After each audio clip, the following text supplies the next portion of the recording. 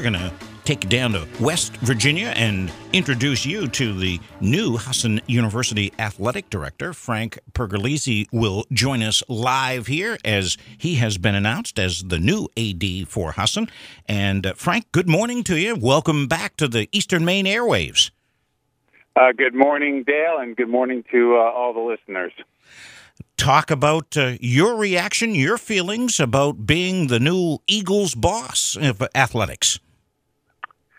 My wife and I are very excited about coming to Husson, about coming to Maine. It's living in Maine has kind of always been a lifelong dream for us, and it looks like it's really happening. So that's something we're just very pleased about. And I can't think of a better institution to have that opportunity. Husson clearly has grown significantly as an institution. I think they have an outstanding athletics program with a great group of coaches and student athletes, and have been very successful. So it's really, I think, a great opportunity, and we're just excited to be able to come to Maine and to become part of the Husson and the Bangor community. Well, let's talk a little bit about your background. You're down at West Virginia Institute of Technology down there as the AD for the past 4 years, but you've kind of got a varied background. You've been a football coach and an administrator at several places along the way, but starting right with Hebron Academy here in Maine. Hebron Academy, I'm not even going to tell you what year it was.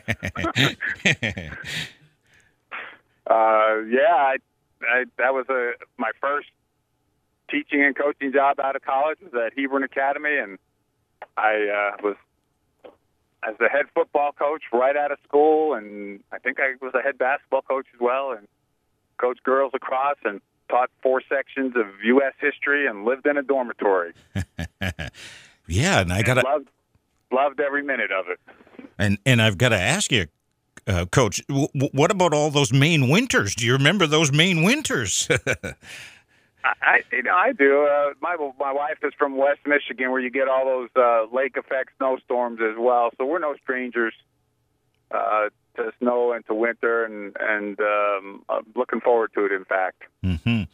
And then tell us about where your professional career has taken you along the way. I know down to Louisiana and Tennessee and all. Just talk about that. Well, I was at St. Francis, Pennsylvania. St. Francis College in Loretto, Pennsylvania was my first and only head football coaching job.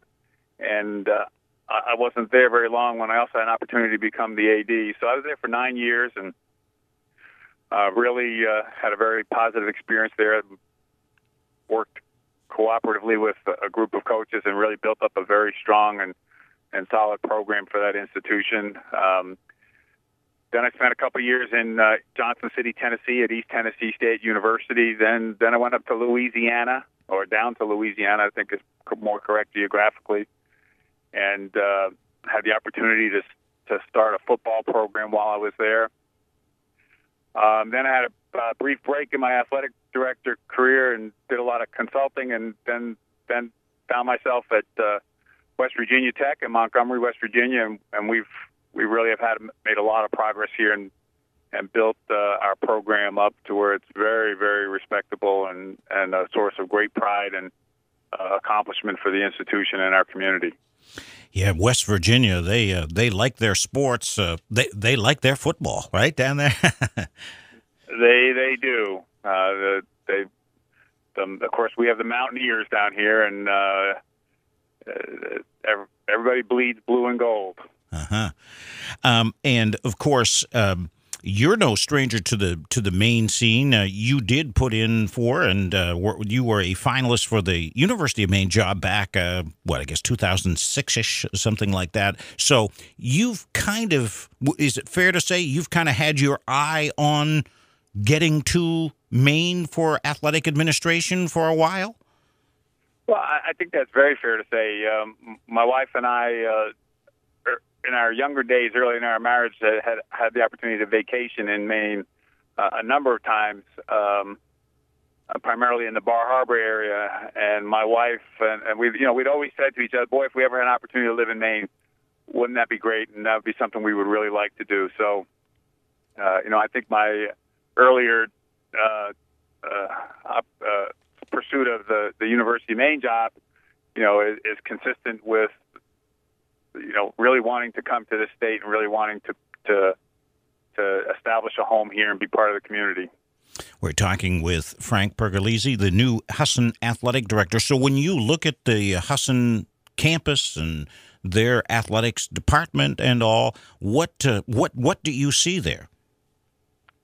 Well, certainly there's a high level of excellence and a high level of accomplishment that's already in place. And, I think you could go down the list of their sports and look at things other than maybe the sports that have just begun. Look at substantial and significant accomplishments that put Husson programs at a very high level to start with. I certainly see a great group of coaches. I certainly see a beautiful campus with very nice facilities, athletic facilities.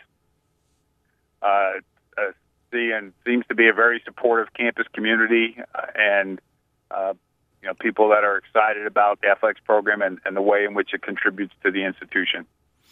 You have spent some time, obviously, at that D1 level. This is obviously D3 with Husson and all.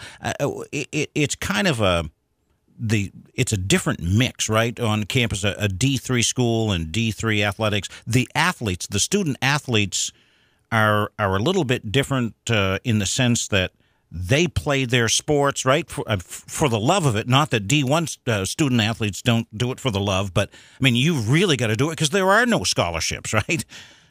Sure, there's no scholarships involved, and I myself was a Division III athlete, so although that was many years ago, I think the core essence of participating and competing at the Division III level hasn't changed. At WVU Tech, we're an NAIA school, but there's a lot of Division III concepts and philosophical aspects that are very consistent between the NAIA and Division III. And it really doesn't matter to me. I want to help young men and young women be as successful as they possibly can.